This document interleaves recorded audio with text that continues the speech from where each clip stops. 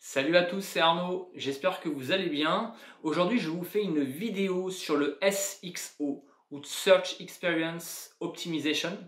C'est une nouvelle tendance de plus en plus importante pour Google pour mieux positionner votre site web dans les résultats de recherche.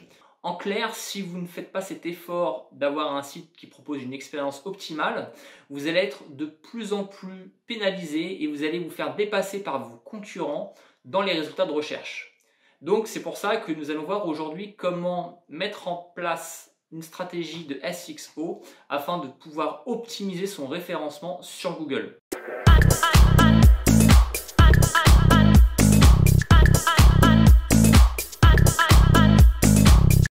Alors pourquoi déjà ce critère est de plus en plus important? Il faut savoir que de nos jours, il y a de plus en plus de sites web. Il y a encore quelques années, il suffisait d'écrire des articles de qualité, d'avoir du contenu de qualité et vous étiez directement dans les tout premiers sur Google. Aujourd'hui, la différence, c'est qu'il y a de plus en plus de concurrents et de sites web qui veulent à tout prix se positionner sur les mêmes mots-clés que vous. Et donc, la bataille fait rage et pour se démarquer, même si vous avez un super contenu, ça ne suffit pas puisque vos concurrents, eux aussi, ont du contenu de très bonne qualité. Et donc, c'est pour ça que pour se démarquer, il va falloir mettre l'accent sur cette expérience utilisateur. C'est grâce à elle que vous allez pouvoir vous démarquer. Alors découvrons maintenant 11 critères pour avoir un SXO optimal. Alors tout d'abord, le temps de chargement des pages est fondamental. Ce n'est pas nouveau, ça fait déjà quelques années que cela existe, mais ça va prendre de plus en plus d'importance. Si vous avez un site avec des images qui ne sont pas optimisées, qui sont longues à charger, si votre serveur est lent, si vous avez beaucoup de scripts, JavaScript, des fichiers CSS, etc. Qui sont hébergés sur les pages de votre site web et qui sont chargés à chaque affichage d'une page web, il va falloir supprimer ou optimiser ceux qui ne sont pas indispensables. Pour cela, vous avez un outil, je vais vous mettre en description de cette vidéo l'outil qui va vous permettre de tester le temps de chargement de votre page.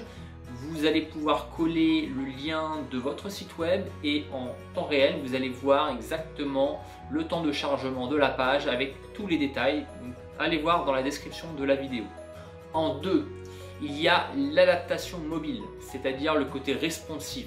Est-ce que votre site propose une expérience utilisateur optimale lorsqu'on navigue avec un téléphone portable?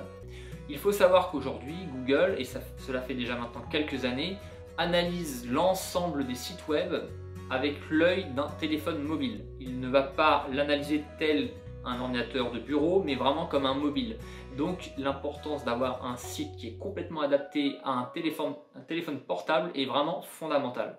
Et encore une fois, je vous mets en description de cette vidéo le lien vers un outil pour tester le côté user-friendly de votre site web. Vous allez simplement coller le lien de votre site ou d'une page de votre site web et automatiquement vous allez voir le score de qualité responsive de votre site web.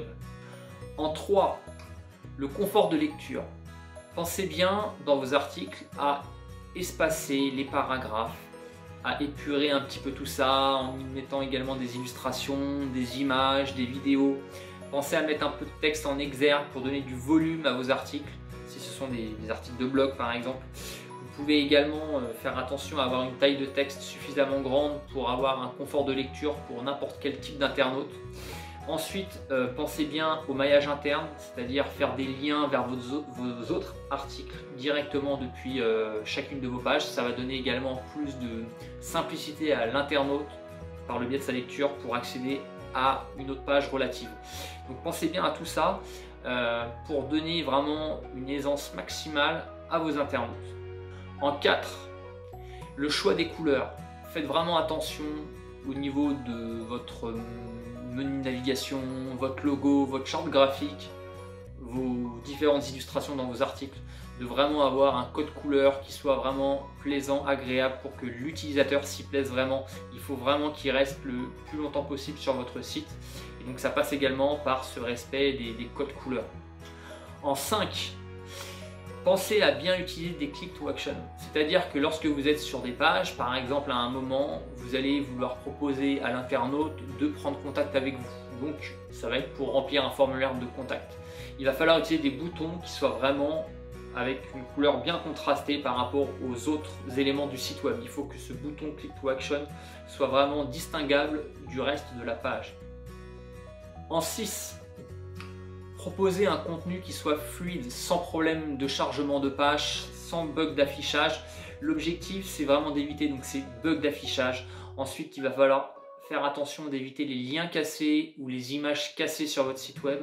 Il va falloir faire attention également à ne pas charger des pop-up interstitiels où vous allez inciter les utilisateurs, par exemple, à fournir leur adresse email ou à les inciter à l'action sur une autre page. Si cela est fait avec des pop-up agressives, ça va vraiment devenir de plus en plus pénalisant. Voilà. Ensuite, l'objectif, c'est vraiment de laisser une expérience de navigation la plus fluide possible. Donc, faites attention à ça. En 7, prenez en compte l'eye tracking. C'est-à-dire que l'utilisateur qui est sur votre site web va avoir le regard qui va se poser d'abord sur certaines zones de votre page, puis sur d'autres zones de la page. Il va vraiment falloir faire en sorte que votre design, l'architecture de vos pages web respecte cet eye tracking.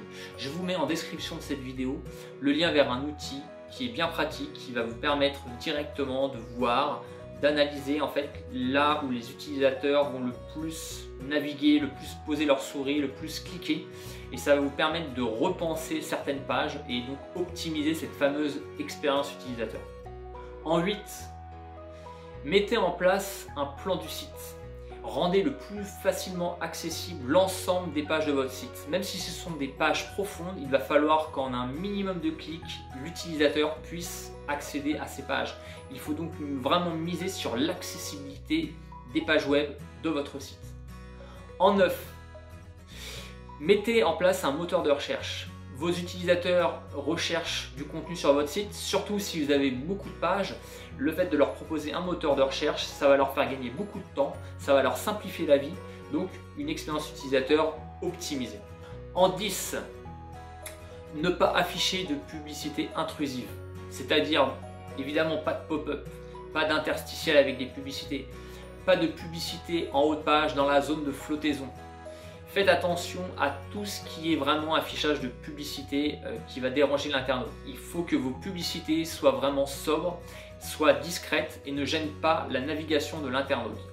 Ce critère va être de plus en plus pris en compte par Google, donc vous avez intérêt à faire super attention à ça. Et en 11, une navigation HTTPS, c'est-à-dire qu'il faut proposer une navigation sur votre site web qui est sécurisée. Les utilisateurs font de plus en plus attention à ça.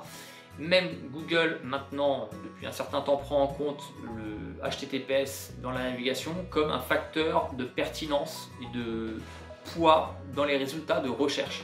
Donc faites attention de bien implémenter le HTTPS. Il y a maintenant pratiquement tous les hébergeurs sérieux qui proposent d'activer le HTTPS sur son site web, donc activez-le dès maintenant. Il faut vraiment préciser quelque chose aussi, c'est que Google, avec son outil Google Analytics, qui vous permet d'obtenir de nombreuses informations sur les visites, le trafic sur votre site web, analyse également pour chacune de vos pages les interactions, c'est-à-dire la durée moyenne de visite, le nombre de pages vues par un utilisateur, le taux de rebond, c'est-à-dire quel est le pourcentage d'utilisateurs qui vient et repart aussitôt de votre site web. Il va analyser beaucoup de critères comme ça, et également pour chacune de vos pages, il va savoir quelles sont les pages où il y a le plus d'interactions. Il va pouvoir croiser ces données avec également le sexe, l'âge, la géolocalisation. Il va pouvoir en tirer des conclusions pour savoir si certains types d'utilisateurs, par exemple une femme entre 45 et 55 ans, va peut-être avoir un taux de rebond plus élevé que la moyenne, et donc peut-être que pour certaines typologies de personnes, l'expérience utilisateur n'est pas aussi bonne.